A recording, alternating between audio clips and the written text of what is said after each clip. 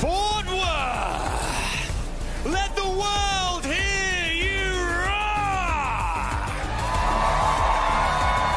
That is right. Welcome back to the main stage. I am standing beside this incredible trophy. Do not worry, I won't go near it. I am way too irresponsible. But here we are on the main stage. In a few hours' time, one of our duos will be stood next to this, lifting it high in the air as the global champions. Fort Worth, on a count of three, let me hear who you think's gonna win. 1, 2, 3! I think we covered just about every single team, all of them.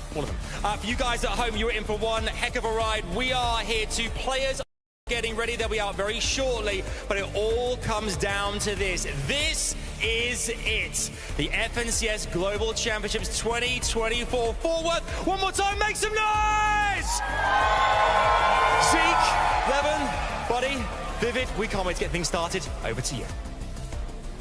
Thank you guys so much. Adam is so great. I mean, you've got these crowd riled up. They're excited. We're excited. So if you're just tuning in and you missed out on kind of where we're at, what's going down, we got a leaderboard for you. Let's start right where we should. Peterbot and Pollo, right? These guys just went absolutely crazy. And, you know, actually, before we get them, because I'm sure we're going to spend so much time talking about these guys, I wanted to highlight here some regional representation in this top 10. Yeah, I mean, we go ahead and take a look at the teams. We got 4NA up there, 5 EU, and shout out to the Asian team there in 10th place, representing. Cool to see when we're talking about an international competition, we have to always keep in mind that regional thing. But of course, yesterday, absolutely dominated by none other than Peterbot and Pollo themselves. I mean, everybody had question marks going in. Were they going to consistently get out of the raft 12 out of 12 games, or at least, but they won 6 out of 6 games, you know, with medallion, with some loot, get that forecast, and they did. And when they let that happen, when the lobby lets that happen, Vivid, you are asking to be playing for second place. We were watching this pretty much the entirety of the year over on NA, second, first, and all 3 of the majors throughout the year. But watching this duo kind of evolve, everybody kind of, you know, they see Peterbot, they're like, oh, big ego, always just confidence. But kind of, I like to associate that with just going for high ground and sticking to kind of what they know. But they've actually adapted throughout the year, which I think is huge for a team like this, because it used to be very, very high ground heavy. But we've seen even yesterday, low ground was a favorite for them. I think it speaks to the completeness of them as a duo, right? They feel comfortable in all different stages and phases of the game. And I mean, again, it's the reason why many people are already saying this is the best duo we have ever seen in competitive Fortnite. Been very, very consistent throughout every single one of the games, and that's going to start Peterbot himself getting that mythic rifle to be able to use. And I was looking at the damage dealt yesterday. I was like, you know, I wonder who went ahead and actually dealt the most damage, and it was no surprise. Peterbot himself, 10,800 damage, separation of upwards of 4,000 between first and second there. Yeah, what was this whole thing about how Peterbot can't perform on land? He doesn't do it on land. Give it a rest. I mean, this man is on a different level. And you already sort of highlighted there, the guy talks a lot of smack, right? Yeah. But he backs it up. Yeah. And it's like, at a certain point, you just got to take your hat off and say, fair play, man. You might just be the best player. When you're there shouting it on the stage, I think we can all probably agree. Yeah, I mean, do we expect them to kind of come in and make any changes, right?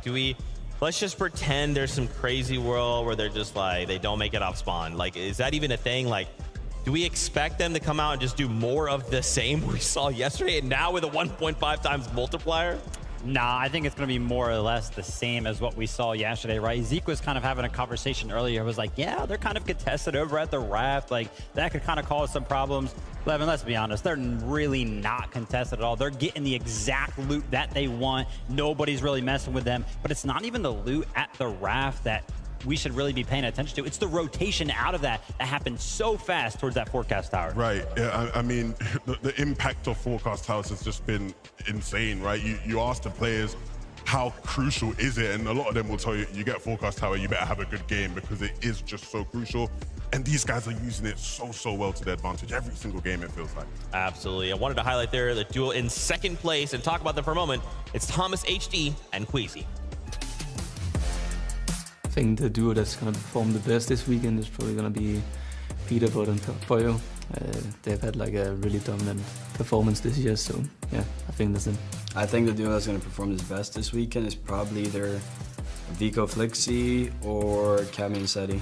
I think Cami and Seti are just always going to perform on LAN, and them having an uncontested spot like that is also Vico Flixie is crucial to their success.